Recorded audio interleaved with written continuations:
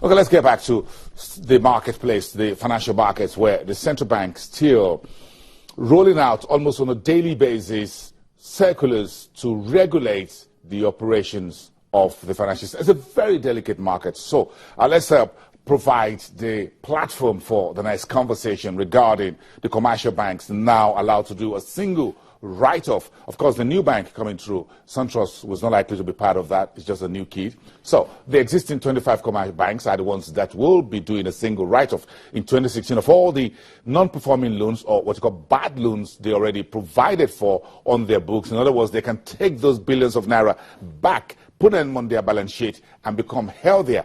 The state of Nigeria's banks, as far as bad loans, has been really under pressure in recent years because of lending to oil and gas, electricity segment, the FX, Naira-dollar misbehavior, as well as the contraction in the economy. Now, the central bank says they can clean up their balance sheet just once. 2017 is back to business. So, thank you, the regulator.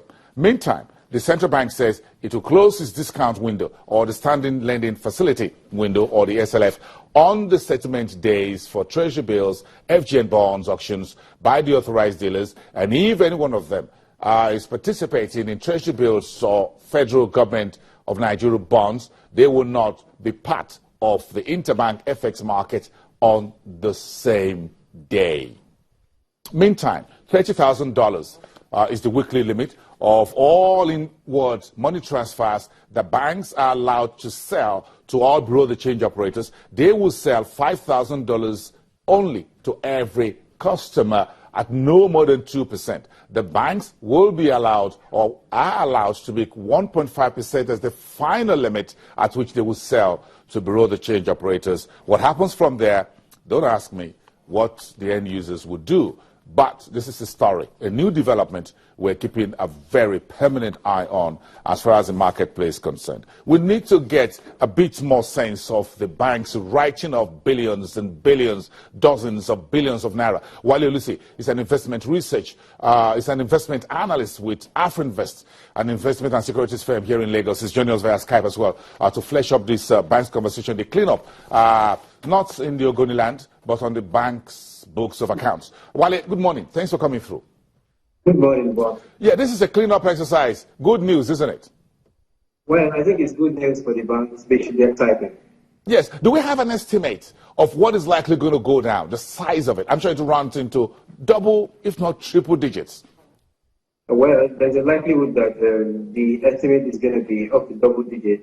But what is seeking out here is the fact that NPLs are likely to, NPL ratio is likely to come down from double digits to a single digit if this forbearance is implemented. Some banks are already at the threshold of 9%. No, as at Q1, based on what we got from CBN, NPL ratio as at Q1 2016 is something around 10.5%. And we think this is going to go higher if this new forbearance, this write-off, not implemented. So I think for the banks, they should be excited. A number of them are already, way ahead of the 5% limit for NPL. The light of First Bank is 22.8% or thereabout as of Q2 2016 when they released their recent result. The likes of ETI and Diamond. So we think a write-off of the non-performing loan or call it bad loan based on this new guideline, but just this year, which we think is lenient, is more of a lenient pronouncement coming from the CBN, looking at the pressure in the economy and how it will affect the bank's performance.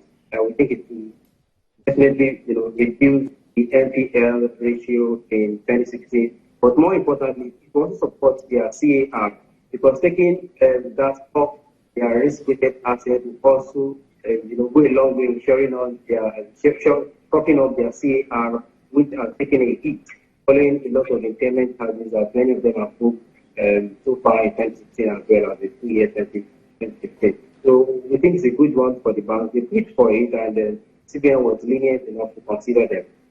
Yes, this is good news, but let's fast track it very quickly. Wale, where do you think this money should go? Yeah, I got about 20 billion, 50 billion on my books, whatever. I'm taking it off. Well, thank you. The banks will chase the debtors as time goes on. But They will need to plow this money. Where do you think this money should go?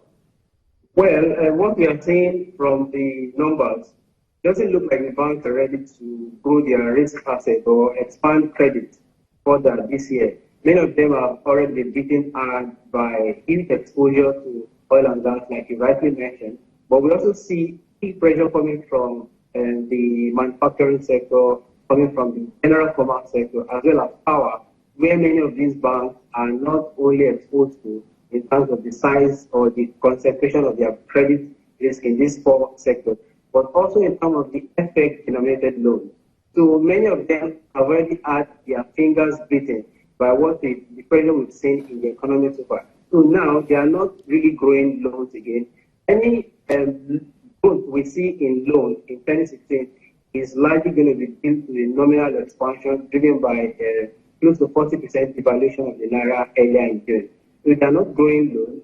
We think a big proportion of their fund is going to be deployed into financial assets, looking at the risk environment, the yield environment in the fixed income market. And the fact that the government is out for a lot of borrowing throughout 2016 so far. So here we do not see increased risk asset creation in 2016. Banks are largely shy of expanding loans. So this is not going into loans. Yes, Wale, you and the rest of your colleagues are working on the new banking sector, your annual banking sector report. But this is not really coming as good news, on the other hand, that banks are not going to expand credit because they are scared or because they've been scared of what happened. So where do we go from here? Banks' business is to take deposits and lend it. So if they're not going to lend to the real economy, that gives a proof to the central bank comments that at the MPC that they are not lending to the economy and they are not transmitting. So what do we do in 30 seconds? Oh, sorry, Boateng, I got the last part of your question was skipped in the middle. But if I get it correctly, you are wondering where do we go from here in terms of loan, right?